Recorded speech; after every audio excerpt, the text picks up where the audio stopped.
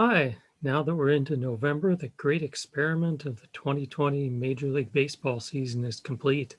Several changes made for this season were received favorably, and I think one reason for success was the meteorological advantage in scheduling of the 60-game regular season. We missed out on the cold month of April and the rather showery months of May and June.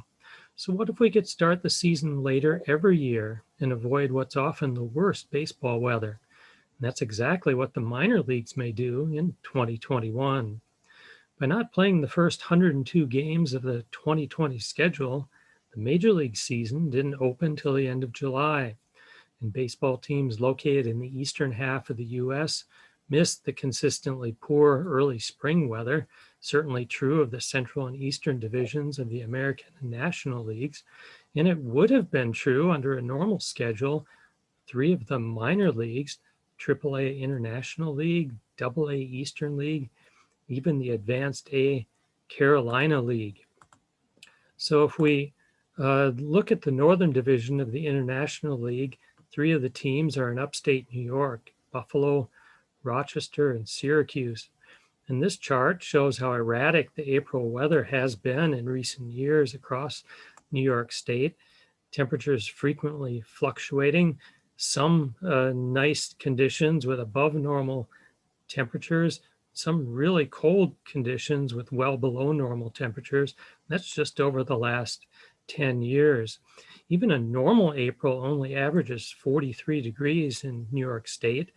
Though baseball wasn't played in 2020 due to the pandemic, it was another cold and damp early spring in the region. Each of the cities I mentioned had between 7 and 10 April days with measurable snow, among a total of nearly 20 days with measurable precip of some type. And just as unpleasant were the temperatures. Failed to climb out of the 30s on 3 days in Buffalo and on 4 days in Syracuse. Another dozen or so days only reached the 40s. So if we just shifted the season back a month and played through September, we'd trade chilly April for the first fall month, in which temperatures averaged nearly 15 degrees warmer than those of April.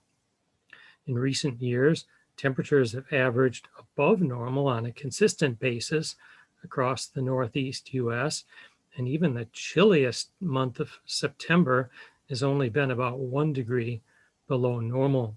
How much of a difference is there between those 2 months? In New York State, the warmest April in the past 20 years was still 9 degrees cooler than the coolest September during the same 20 years. Something to keep in mind as schedules likely change for the upcoming season. Thanks for watching. Keep in touch by subscribing to the Wind Directions Weather YouTube channel and visiting winddirections.net.